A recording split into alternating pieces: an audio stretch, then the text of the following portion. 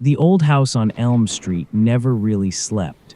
It settled, it creaked, it held its breath, and after the incident with the cats, it started to watch. It was just me and Mum. Dad's chair by the fireplace was just a shape under a dust sheet, a ghost we'd gotten used to. Our real ghosts were smaller, softer. Two little voids with eyes, Jinx and Pepper, brothers. They'd curl up on that sheeted chair like two furry bookends.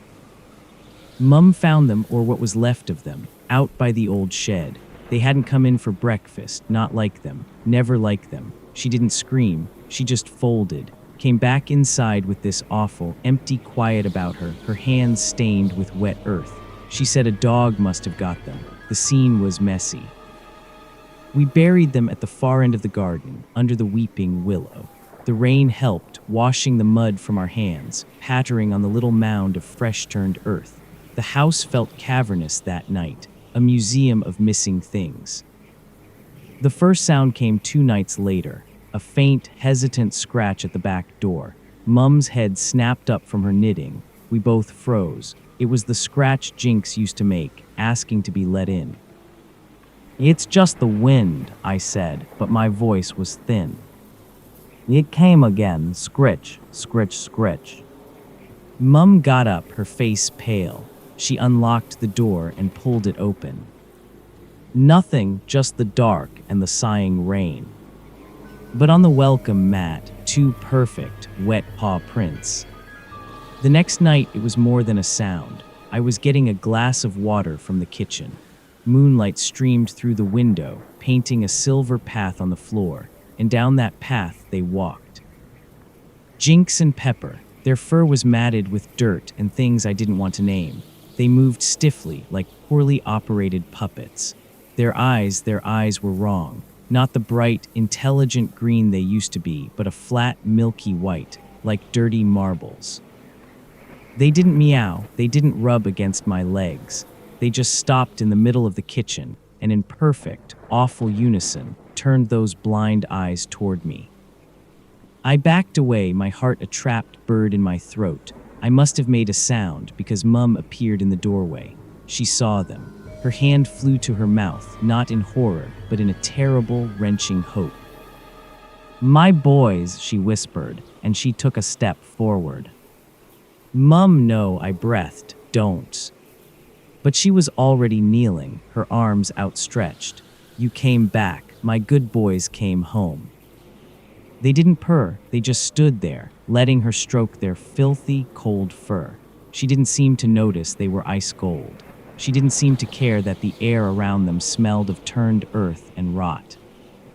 That's when I saw it, as Mum petted Pepper, his head lolled at an impossible angle, like his neck was broken. But he didn't react.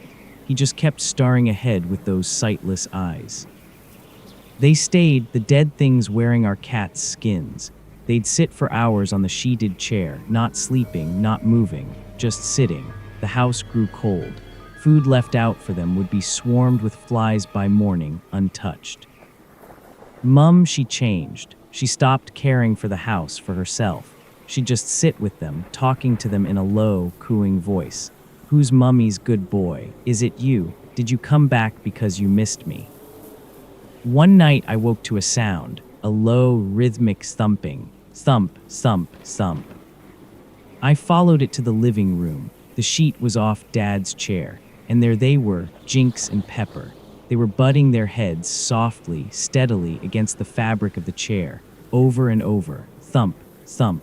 A small, dark stain was blooming on the cushion behind each of them.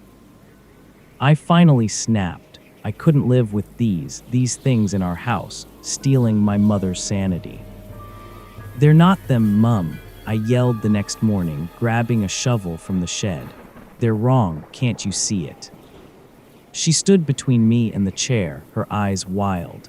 "You leave them alone. They're mine. They came back to me."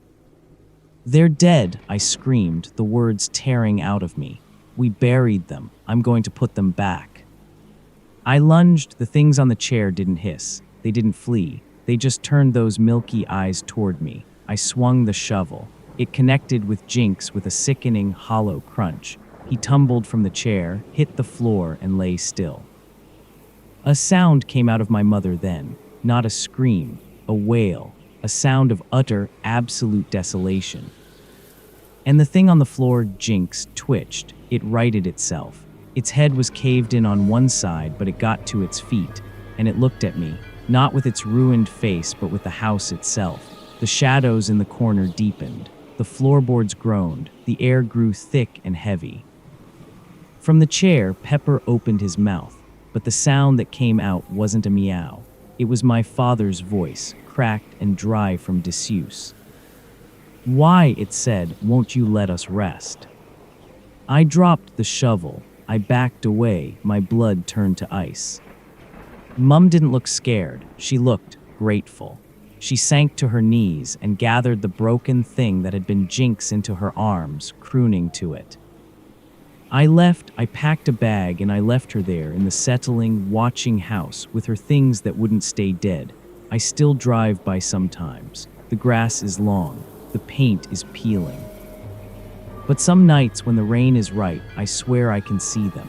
Two shapes sitting in the bay window, two cats, and behind them the taller, sheet-draped outline of a man in a chair. They're all together now, and they're waiting. I think they're waiting for the rest of the family to finally come home.